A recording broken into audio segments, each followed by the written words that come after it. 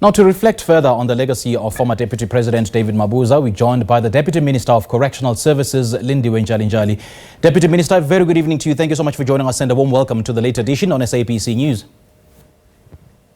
Good evening to our viewers at home, and let me greet you. Indeed, it's not a good evening. It's a sad moment in Mpumalanga and also in the Republic.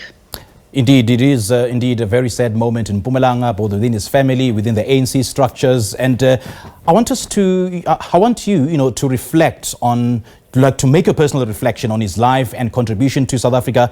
And how did you receive the news of his passing?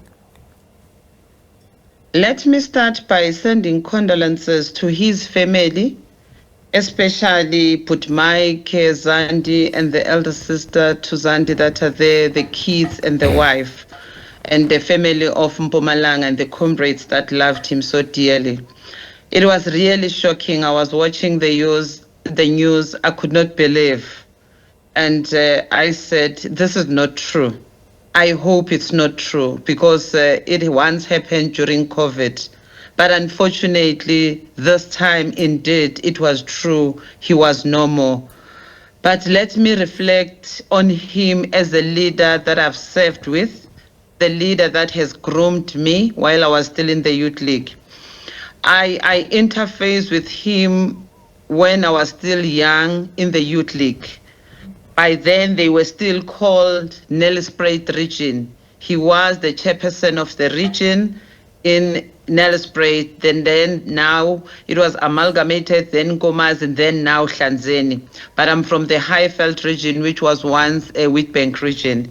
He was serving there, and then also as a teacher, he was part of the Teachers Union SADU. In that region. But further to that, he served in the PEC of the ANC, where he was elected as the deputy chairperson of the province, and then later becoming the chairperson. I served with him in the PEC of the ANC, where he served 3 terms there. And by that time, I was the deputy secretary of the ANC in Kangala region, and he was in the PEC.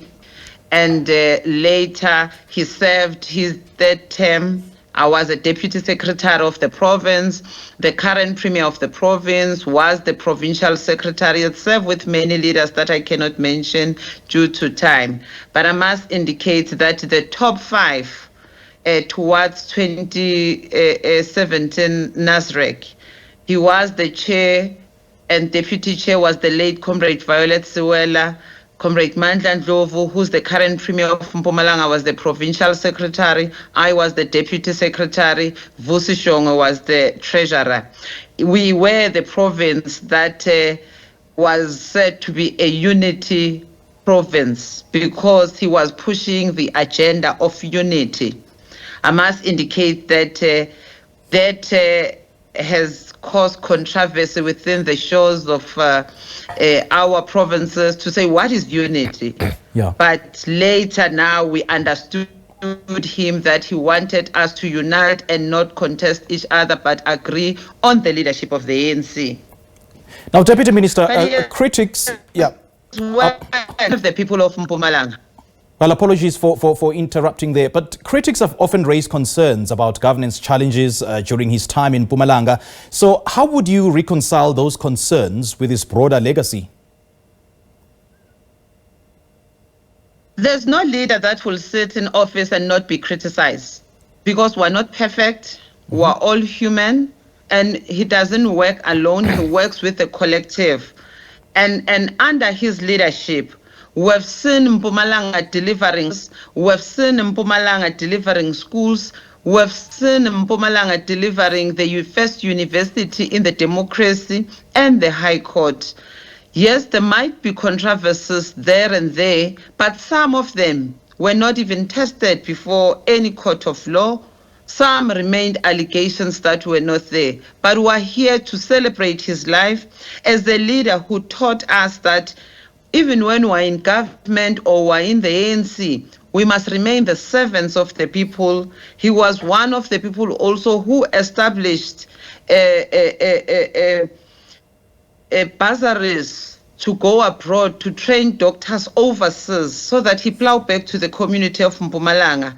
He has restored many family units that were unable to be built by government due to land disputes or so forth under his leadership. He has housed people. I can count many things where he have intervened, but his government has delivered while he was the MEC of Education, MEC of Housing, Transport, Agriculture, until he became the Premier of Mpumalanga. We're out of time, unfortunately, Deputy Minister, but just briefly, I mean, you just alluded to the fact that David Mabuza was a unifier within the ANC, particularly during difficult transitions, and he sort of, played a role towards shaping the ANC's policy direction, especially concerning rural development and land reform.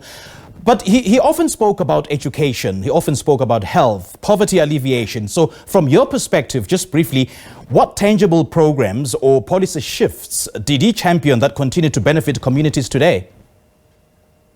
He has championed a lot of programs where land was restored back to its rightful owners. He had championed many programs in terms of health.